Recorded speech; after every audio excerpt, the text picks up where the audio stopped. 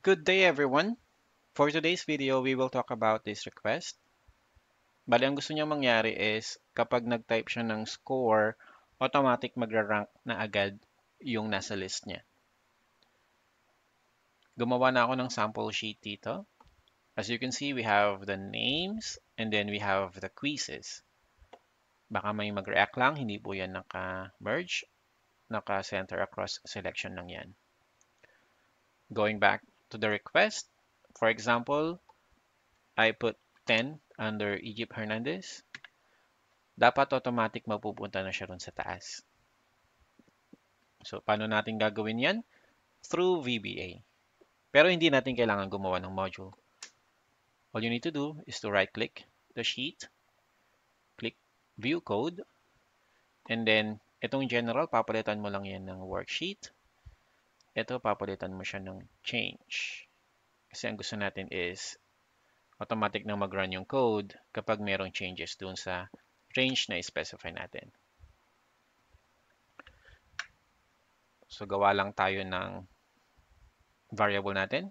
First variable natin is WS as worksheet.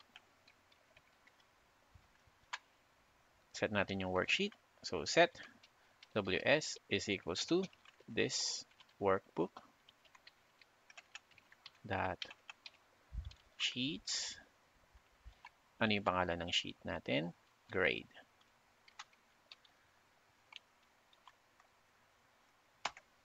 Second variable natin, dim cc or column change. cc as string. Because gusto natin makuha yung column or yung letter ng column kung saan naganap yung change. Because gagamitin natin yun later on.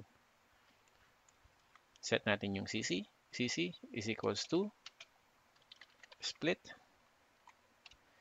worksheet.cells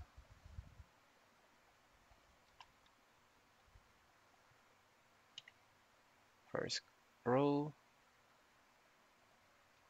and then yung target column natin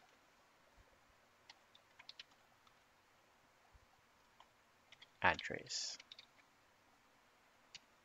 And gusto natin makuha yung character after the dollar sign.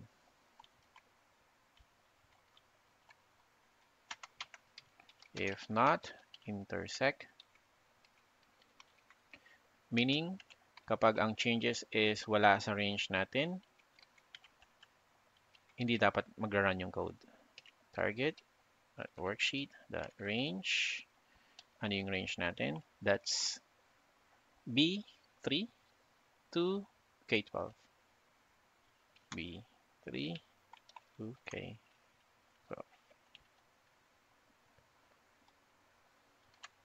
Is nothing. Then, application dot enable events equals false. Kapag ang changes naman is within our range, worksheet dot range A3 to K12. Bakit A3 to K12? Kasi of course gusto nating isama yung name kapag nag-sort tayo. That sort new line key 1. Ito yung magiging basis kung anong column yung isosort natin. And dito naman papasok si CC. Worksheet, range, CC, and number 3. Bakit number 3? Kasi ayun yung top of the list natin. Of course, doon lagi mag-start yung sorting. Comma, new line, order. Ano yung order ng sorting natin? Descending from top to bottom. Comma, new line, header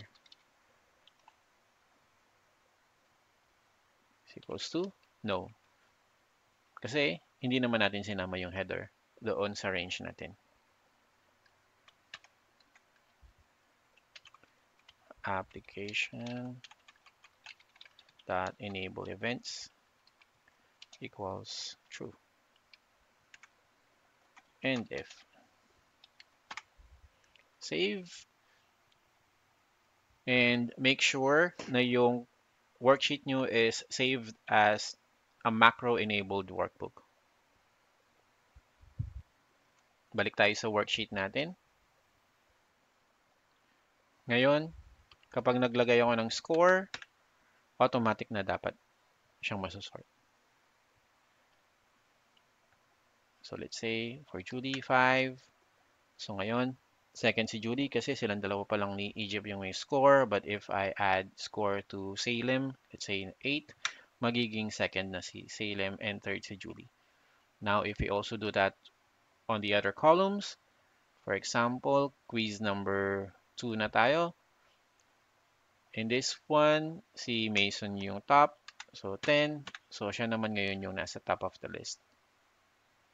Same with the other columns. And there you go. I hope I was able to explain it properly. Please don't forget to like and share the video and also follow me afterwards. If you have Excel issues or problems that you want to share, comment down below. Try natin gawa ng paraan yan.